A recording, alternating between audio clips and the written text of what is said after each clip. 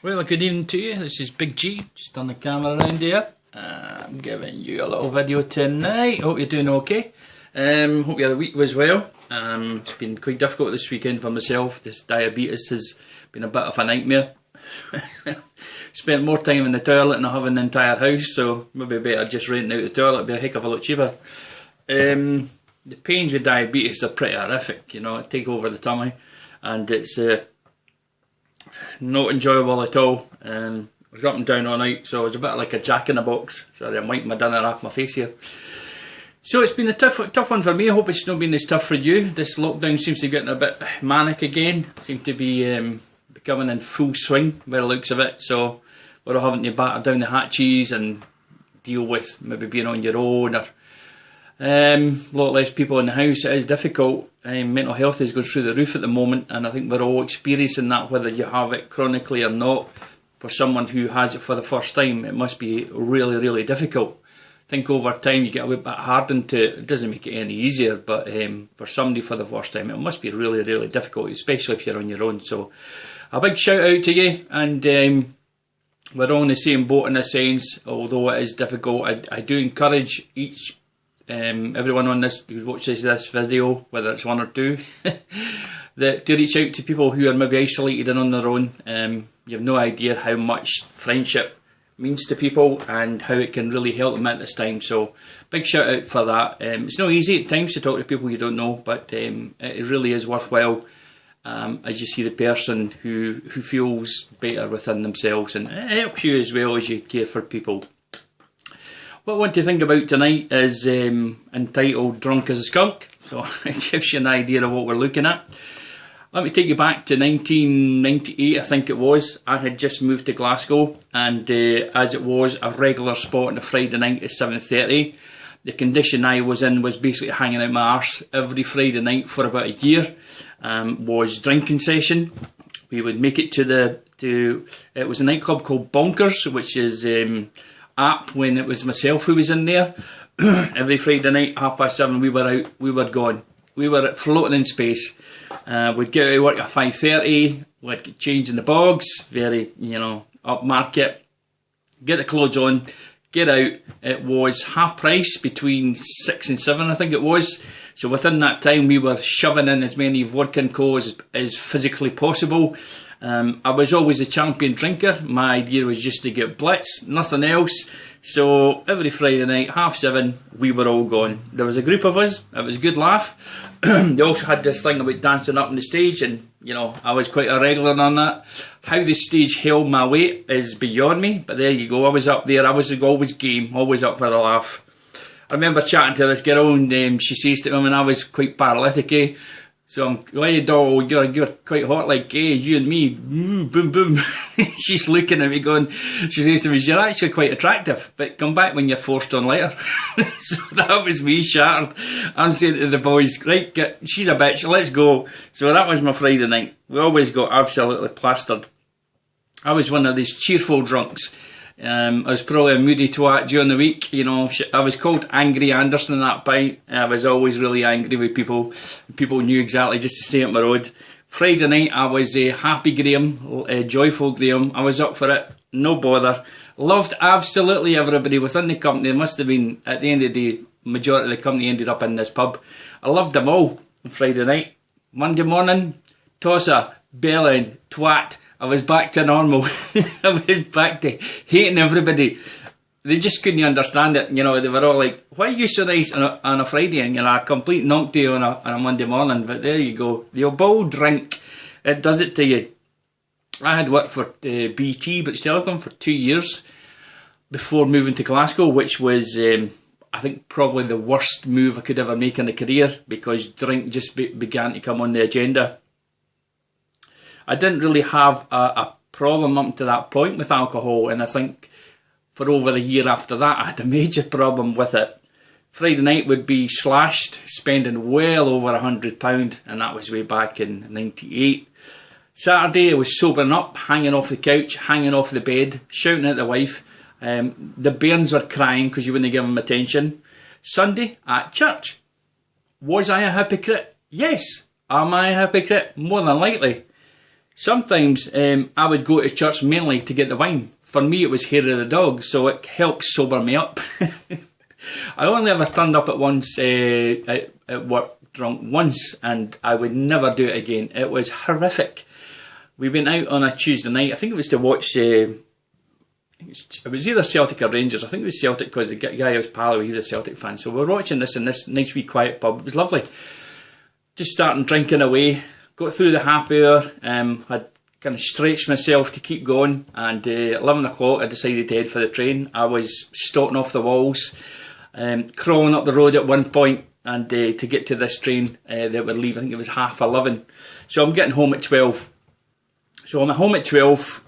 Wrecked, wife's not happy, never told her where I was or when I was coming home. Hadn't seen the bairns, they were in the chuff, but there you go. I was absolutely blootered by that time at 12 o'clock. I was on the early shift next day, so it was up at 6. You can imagine, what was that, 4 or 5 hours sleep? I just wasn't in the head space or the body space for going to work. Anyway, up at 6, throw the clothes on, I'm pretty sure it was the ones for the day before, train at 7. Get to work at 8, logged in, I was hammered, absolutely hammered.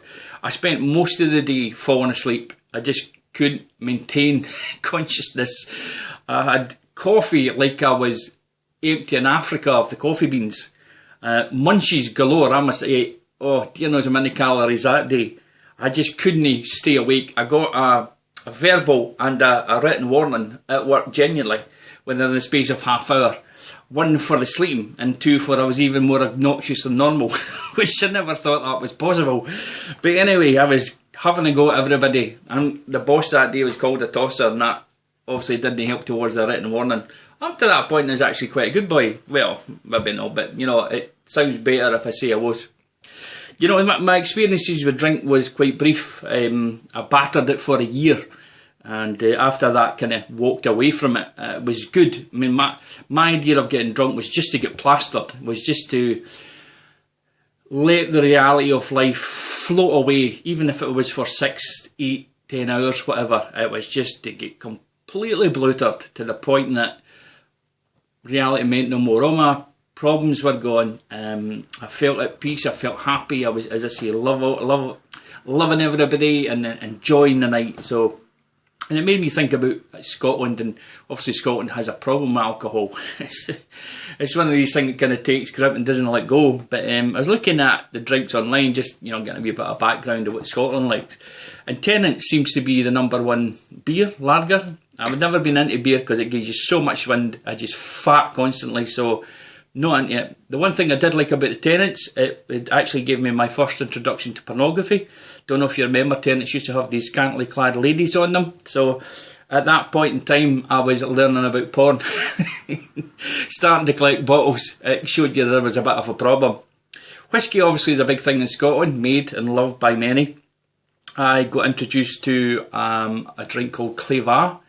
It's a really sweet drink. It's quite overpowering, but nice at the same time.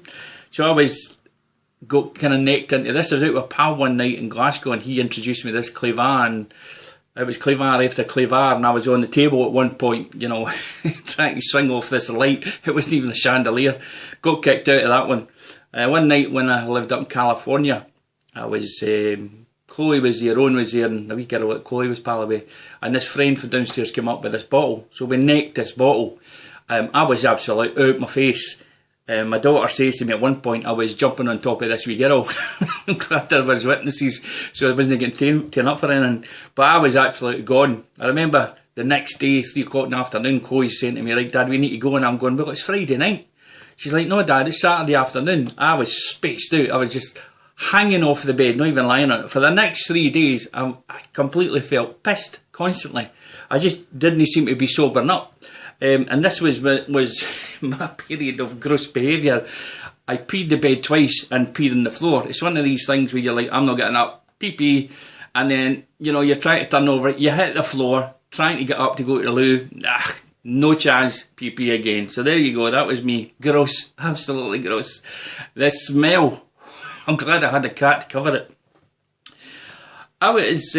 Alcohol's funny and can be a good laugh, but there's a bad side to it as well, isn't there? I grew up with a father who was an alcoholic at one point.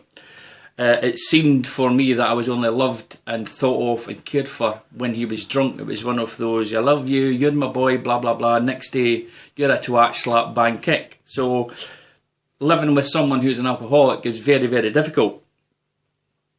As a child, you think that all homes are the same, that parents behave the same way. And it's only till you get older that you realise that, no, that was a bit of a crappy position you were in. And back in that day, it was all secrets and secrets, wasn't it? You know, you can't talk about the family stuff. That's all the crap I ever got, you know. This is family business, which was a joke, because all you were doing was hiding it. You never really got the problem solved. And it shows later in life with all the children who are now adults dealing with emotional issues that was brought upon them by the stupid behaviour of the parents. My family don't like to admit it, but we were slap, kicked, punched regularly. He was a complete twat, my father. That's the only way to put it. And obviously, this was all my fault. Now, obviously, it wasn't the father's fault. It was me. Why could you not be like your brother and sister? Because they're knob-ends. You know, if you hadn't been such an awkward child, you know, this wouldn't happen to you. So it was always me, you know. Regardless of what happened, it was always me. My family saw this violence, discipline, as they like to call it. Was out of love. They'd done this to correct me out of love. I would have hated to see them display hatred towards me. I'd be 6 feet under, put it that way.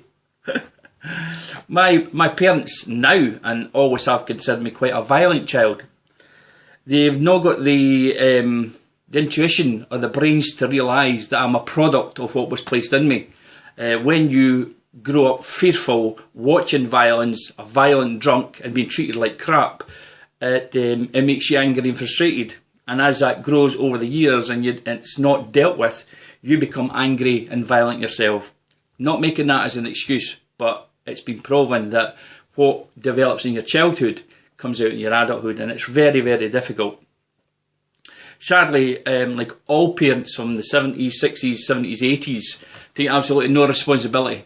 They don't believe in the whole thing that psychiatrists should look at your past, because they feel they're just digging up things and making up things that weren't there in your childhood.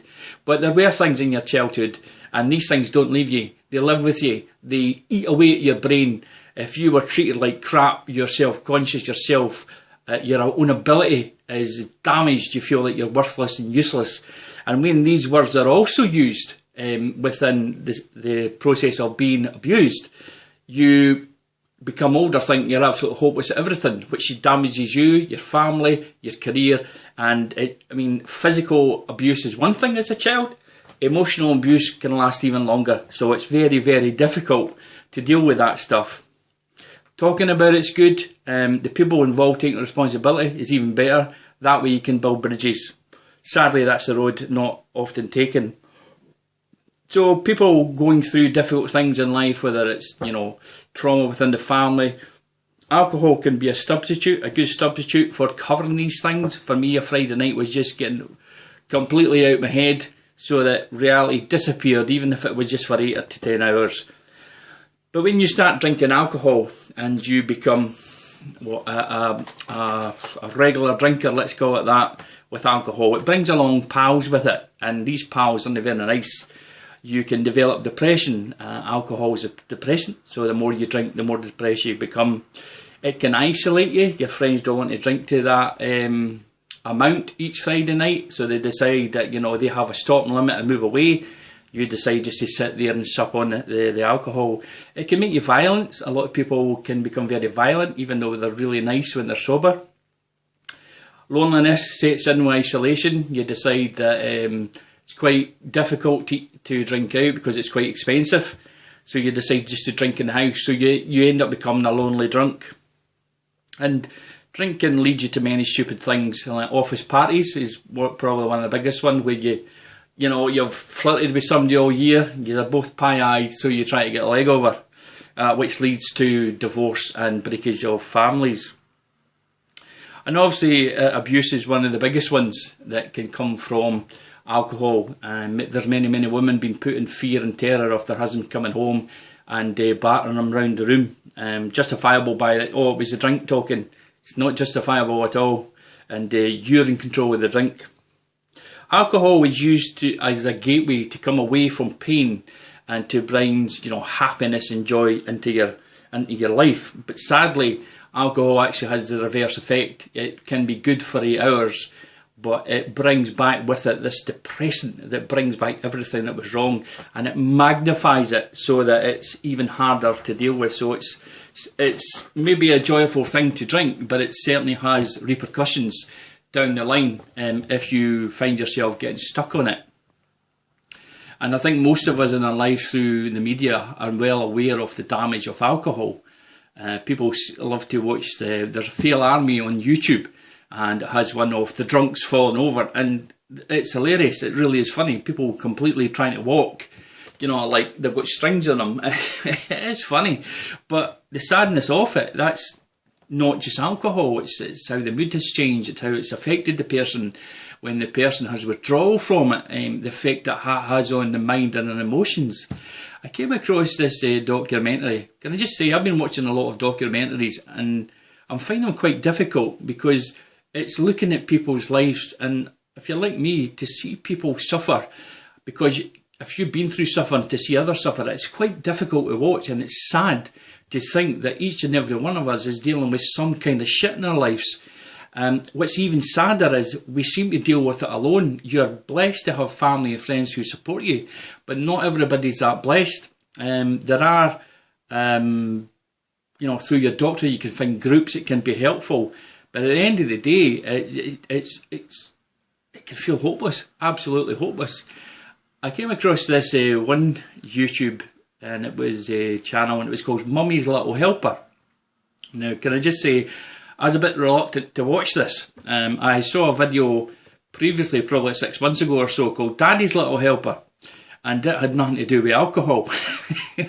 And as I'm trying to abstain from watching porn at this moment in time, I was quite nervous to open up Mummy's Little Helper, but it turned out to be about alcohol, so it was alright. I behaved that day. So anyway, this documentary looked at 3 women who had alcohol problems. Now, these 3 women didn't go to the pub every night, didn't go to the pub at the weekends.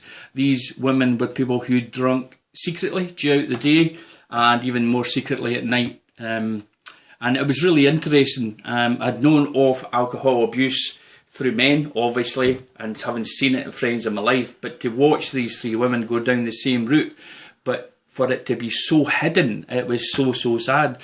There was one lady who was a very successful businesswoman. You look at her life, she had it all, the car, she was gorgeous, she looked after herself, her clothes were expensive, she lived in this mansion, the cars, and she says herself she had everything to live for in life. Her life was good, really good.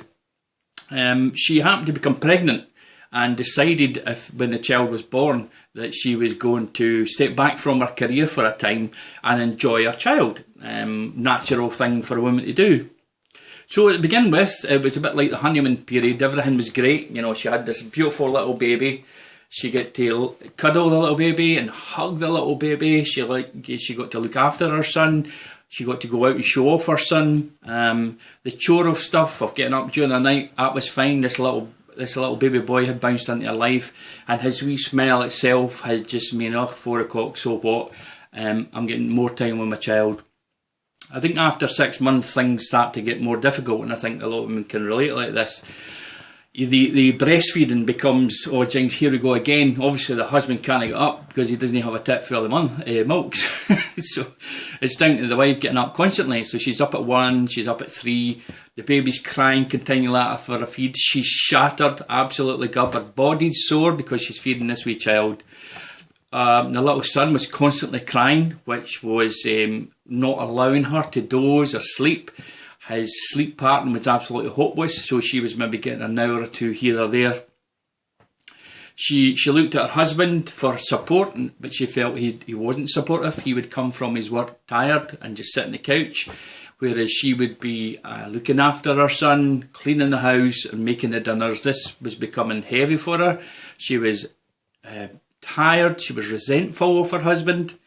Her days felt like it was constantly on the go, having to deal with one thing or another, being left in the home, which she thought was going to be a bit like a vacation, turned out to be like being stuck in a camp. and it just drained her, and she was so tired, she was so cryy, she was so sore, dealing with the effects of milk feeding and the effects of tiredness, and that she wasn't coping. And she says that herself, she needed something to help her, and she wasn't finding it. She was always someone in her youth who enjoyed a wee drink, so she thought she'd have a wee glass of wine. So each day she'd have this wee glass of wine, which kind of energised her and made things feel that little bit better. She enjoyed the wine, so it was easy to pick up for her. She was beginning to have one in the morning, just to set her up for the day, which would clear her mind and would make things easier. But as we all know, with an addiction, that one become two. So she's having one in the morning, she's having dinner with her husband, so I think I'll have another one. He doesn't know about the one this morning, so we'll have one at night. The two then becomes three. So she has one in the morning, she looks forward to the one at night, but it just the day seems to be dragging because of all the work she has to do. So she has one at lunchtime. Before you know it, she's on three glasses a day, just to try and sustain her. And obviously the body starts to get used to the alcohol, so the alcohol intake starts to increase. Over the course of 4 months, she tells us that she was on 1.5 bottles of wine every day. She wasn't too impressed with herself, obviously, and she didn't want anyone to know, so she was hiding it from her husband. Her family wondered why she was so cheerful all of a sudden, but she was hiding it from them. Why? She would do things like drive intoxicated with her child in the car. She just, wanted to live her life, but the alcohol in her system made that dangerous. She took a lot of blackouts. She was found a couple of times by her husband flat out on the floor. Obviously she was wrecked, with her wee son sitting there crying for food. She was one of those who had a few drinks, was out of control, whether it's weddings or parties. She was always the one to cause the physical fists and the arguments, the storming out. Her total personality changed because of her addiction. She was a lady who, when she went out, she's become quite promiscuous, and she was quite happy to be chatted up, to be flirted with, and then to pop into bed with someone who came by. Her life had spiraled out of control. What had become one wee glass just to steady the nerves had become over 2 to 3 bottles each day, and was leading to a life that was moving actually away from her strong relationship with her husband. This lady was one of the lucky ones. She did actually have a supportive husband who could see the toil that she was under and why she took the drink. Her family and her friends gathered round her. They suspected something was amiss, and decided to support this girl, which was absolutely awesome.